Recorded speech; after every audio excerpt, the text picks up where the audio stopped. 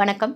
வாசகசாலையின் நூல் அறிமுகம் பகுதியில் இன்றைக்கு நாம் பார்க்கக்கூடியது ஒரு கவிதை தொகுப்பு, மதநீராய் பூத்தவனம். இதை மானசீகன் அவர்கள் எழுதியிருக்காரு. வாசகசாலை 2023ஆம் ஆண்டு வெளியிட்டிருக்காங்க. இந்த மதநீராய் பூத்தவனம் அப்படிங்கிற இந்த தலைப்பு ரொம்ப அட்ராக்டிவாக இருந்தது. சாதாரணமாக கவிதை தொகுப்புகளுக்கு, கவிதைகளை விட அந்த தொகுப்புகளுக்கு வைக்கக்கூடிய பெயர்கள் ரொம்ப கவர்ச்சிகரமாக இருக்கும். அந்த தலைப்பை பார்த்த உடனேவே இந்த தொகுப்பை வாசித்து பார்க்கணும் அப்படின்னு சொல்லி தோணும். அந்த வகையில் இந்த மதநீராய் பூத்தவனம் அப்படிங்கிறது அட்ராக்டிவாக இருந்தது. என்ன இதில் அட்ராக்ஷன் அப்படின்னு சொல்லிட்டு சொன்னால், சாதாரணமாக மதநீர் அப்படின்னு சொன்னோன்னா நமக்கு என்ன ஞாபகம் வரும்னா, யானைக்கு சுரக்கக்கூடிய அந்த மதம் பிடிக்கும்போது சுரக்கும் இல்லையா, அந்த நீர் அதை தான் அது காது வழியாக அப்படி கொட்டும் அப்படின்வாங்கல்ல, ஒழுகும் அப்படிங்கிறது. அது மதநீர் அப்படின்னு சொல்லுவாங்க. அது அது ஒழுகும்போது அந்த யானைக்கு மதம் பிடிக்கும் அப்படின்னு சொல்லுவாங்க. அப்போ மதம் பிடிக்கிறதுனா என்ன அப்படின்னா, எல்லா உயிர்களுக்குமே ஒரு ஹார்மோனல் ஃப்ளக்சுவேஷன்ஸ்னு ஒன்று இருக்கும்.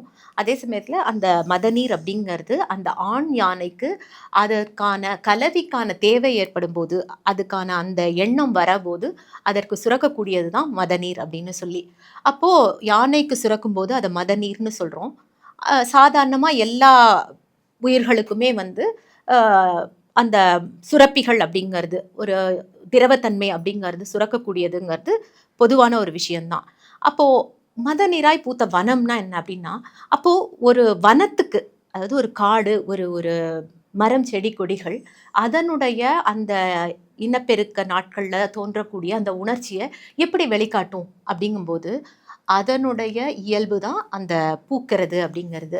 ஏன்னா ஒரு ஆண் மயில் தோகை விரித்து ஆடி அதோடைய பெட்டையை கவரும் அப்படிங்கிற பட்சத்தில், அதே சமயத்தில் ஒரு குயில் கூவுறது அப்படிங்கிறதோ, இல்லைன்னா ஆணுக்கான அந்த பிடரி மயிர் இருக்கக்கூடிய சிங்கம் அப்படிங்கிறது அதற்கான பிரத்யேகமாக அதோட இணைய கவர்றதுக்கான ஒரு பொருள் அப்படின்ட்டு ஒவ்வொரு உயிருக்கும் ஒவ்வொரு விதமான அட்ராக்ஷன் இருக்கும். அப்படிங்கும்போது வனத்துக்கு, அதாவது அது இனப்பெருக்கம் செய்வதற்கு, அந்த சேர்க்கை நடக்கிறதுக்கான ஒரு வழியாக இருக்கக்கூடியது தான் பூக்கள்.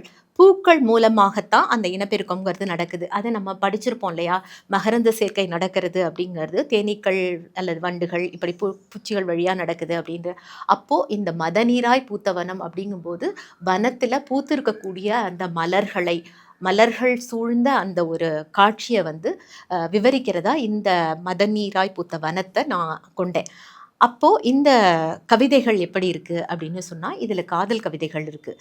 இந்த கவிதைகள் இவருக்கு எப்படி சாத்தியப்படுது அப்படின்னு பார்த்தோம்னா, இவர் ஒரு பேராசிரியராக இருக்கார் அப்படிங்கிற வகையில் இவருடைய தொடர்பு அப்படிங்கிறது மாணவர்களுடைய, அதாவது அந்த இளமை பருவத்தில் இருக்கக்கூடிய அந்த இளம் பிராயத்து பள்ளி கல்லூரி மாணாக்கர்களோட தொடர்ந்து பழகும்போது, அந்த எந்த கூட்டத்தோடு நம்ம பழகிறோமோ அதுவாக நம்ம ஆவோம் இல்லையா, அது மாதிரி இவருக்குள்ள அந்த இளமை ததும்புது அப்படிங்கிற வகையில் இவர் எழுதியிருக்கக்கூடிய இந்த கவிதைகள் அப்படிங்கிறதுல எனக்கு பிடித்த சில கவிதைகளை உங்களோட நான் பகிர்ந்துக்கிறேன்.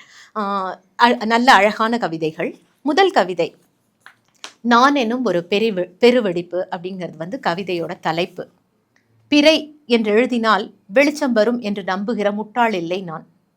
தீ என்று சொல்லை தொட்டபோது சித்திரை வெயில் அல்ல, மார்கழி மாத பாவனையும் கூட விரல்களை சுடவில்லை.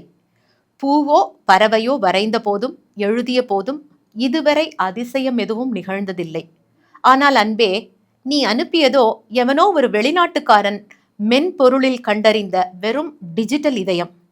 அதற்கு ஆரிக்குலோ வென்ட்ரிக்குலோ இரத்த ஓட்டமோ இல்லை. நிஜம் போல் தோன்றும் பொய்களை நிஜமாக்கி உறைந்துவிடும் பலவீனமான இதயத்தை எமோஜியில் அனுப்ப தெரியாமல் கையறு நிலையில் நிற்கிற ஒருவனை 2000 குழவிகள் கேலி செய்து கடக்கலாம். 2 நீல நிற குறிகளில் பிரபஞ்சம் அசைகையில் சாட்சியாய் மீந்திருப்பது நானெரும் பெருவெடிப்பு அப்படின்னு சொல்லி. ஆக ஒரு எமோஜி பயன்படுத்த தெரியலை அப்படிங்கிறதோ, இல்லை அந்த ஒரு ஹார்டின் எமோஜி வந்துச்சுன்னா எப்படியான ஒரு மனோநிலை இருக்கும் அப்படிங்கிறதோ இந்த தொகுதியில் இடம்பெற்றிருக்கக்கூட முதல் கவிதை. இந்த கவிதை நான் எனும் பெருவெடுப்பு அப்படின்னு சொல்லும்போது உள்ள எப்படி நடக்கும், ஒரு காதல் அல்லது ஒரு அந்த ஹார்டின் வந்த உடனே மனதுக்குள்ள எப்படியான ஒரு விஷயம் நடக்கும் அப்படிங்கிறத குறிக்கக்கூடியது இந்த தலைப்புமே. இந்த கவிதைக்கு வைத்திருக்கக்கூடிய தலைப்புமே ரொம்ப அருமையான ஒரு தலைப்பு. இன்னும் ஒரு கவிதை வாசிக்கிற அடுத்தது. நான் மட்டும் ஏன் இப்படி? அது பாட்டுக்கு பெய்கிறது மழை, கேட்காமலே கிளைகளில் வந்தமர்கிறது சிறு பறவை. மொட்டாக இருப்பதாலேயே மலர்ந்து விடுகிறது மலர். எவருடைய அனுமதி குறித்தும் கவலையுறாமல் மெல்ல நகர்கிறது மேகம். யாரிடமும் சொல்லிக் கொள்ளாமலும் இலக்கை பற்றி அறியாமலும் ஓடிக்கொண்டே இருக்கிறது காலம். கொஞ்சுவதாயிருந்தாலும் கோபப்படுவதாயிருந்தாலும் உடனே நிகழ்த்து விடுகிறது குழந்தை. நான் மட்டும் ஏன் இப்படி சொற்களை வைத்துக்கொண்டு அத்துவானத்தில் நிற்கிறேன்? இப்ப சொல்ல முடியாத ஒரு காதல், அதை மனசுக்குள்ள வச்சிருக்க, அதுக்கு மட்டும்தான் தயக்கம், மற்ற எல்லாமே இயல்புல நடந்துருது, இது மட்டும் சாத்தியப்படல, அப்ப நான் இப்படி நிக்கிறேன் அப்படின்னு சொல்லக்கூடிய வகையிலான கவிதை. இந்த கவிதையை வாசிக்கும் போதுதான் எனக்கு தோணுச்சு, இந்த உணர்வு அப்படிங்கிறது எப்ப வரும்னா, அந்த பருவத்து மாணவர்களோட, அந்த பருவத்துல இருக்கக்கூடிய குழந்தைகளோட, அந்த பிள்ளைகளோட பழகும்போது ஏற்படக்கூடிய அந்த ஒரு உணர்வு அப்படிங்கிற வகையில இந்த கவிதை எனக்கு பிடித்திருந்தது. இன்னும் ஒரு கவிதை. கவிதை மாத்திரை. மனம் என்பது தொட்டால் விரியும் இலை. கரம் என்பது பால்வெளியில் நீந்தும் சொல். ஆதுரமான சொல்லுக்கு விரலளவு தைலத்தின் வாசனை. தூரம் என்பதும் மடித்து வைக்க முடிந்த கைக்குட்டைதான். ஒரு கவிதை கவிதையாகத்தான் முடிய வேண்டுமா? யாருக்காகவோ நீளும் மாத்திரையாகவும் இருக்கலாம் இல்லையா? ஆக இப்படி பலவிதமான கவிதைகளை கொண்டிருக்கக்கூடிய இந்த தொகுப்பு படிக்கும்போது நிறைய பரவசத்தை கொடுக்கக்கூடிய ஒரு தொகுப்பாக இருக்குது. இந்த புத்தகத்தை நான் உங்களுக்கு அறிமுகப்படுத்தினதில் எனக்கு மகிழ்ச்சி. தொடர்ந்து வேறொரு புத்தகத்தோடு சந்திக்கலாம். நன்றி.